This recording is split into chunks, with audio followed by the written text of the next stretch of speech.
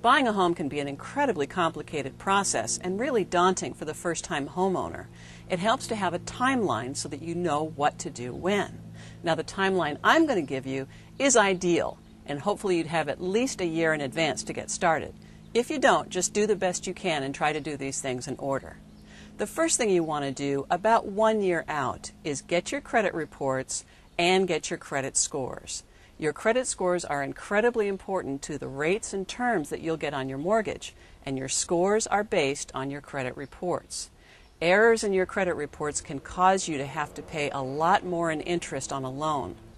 At about 6 months out, you want to start sifting through your mortgage options. Now, there are a lot of people who are losing their houses today because they didn't understand the terms of their mortgage. They got in with a really great low rate and payment, but then those payments soared and they weren't able to make them. So you want to understand all the different types of mortgages: fixed rate, adjustable rate, hybrids, which are a combination of the two, fixed for a while and then they go adjustable, option arms, interest only, and all the other exotic forms of financing. You want to understand your options and understand what's best for you. In my personal opinion, it's a good idea to get a fixed rate loan, or one that's at least fixed for the period that you intend to be in the house. In other words, if you plan to live there for 5 years, why not get a 5-year hybrid that will keep the rate fixed as long as you're in the house? Then you sell it and you don't have to care that it goes adjustable after that. Once you've sorted through your mortgage options and are pretty sure the type of mortgage you want, then you can go use those calculators online that will help you understand how much house you can afford. Don't necessarily go for the maximum. You want to keep your house payments affordable so that you have enough money to do other things like save for retirement, take a vacation once in a while, and enjoy your life.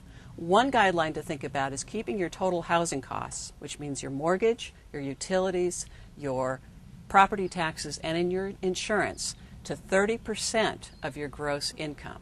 That will give you a comfortable margin so you can do other things with your life. When you're about 3 months out, you want to get serious about making final improvements to your FICO credit scores. Earlier, you pulled your credit reports and disputed any errors. You've paid down your credit card debt, hopefully paid it off. Now it's time to reduce your credit utilization. What that basically means is use your credit cards lightly. You don't want to charge more than 30% of your balances at any given time, and the less the better. If you can keep it under 10%, that's terrific. Also, you want to make sure that you're paying all your bills on time, because even one late payment can be devastating to your credit score. Now, about 2 months out is the time you want to get pre-approved for a mortgage. Pre-approval is different from pre-qualification. Pre-qualification just means that a lender gave you some idea of what you could afford. A pre-approval is a commitment from a lender saying, yes, I will make you a loan. And a pre-approval makes you a better prospect in the seller's eyes.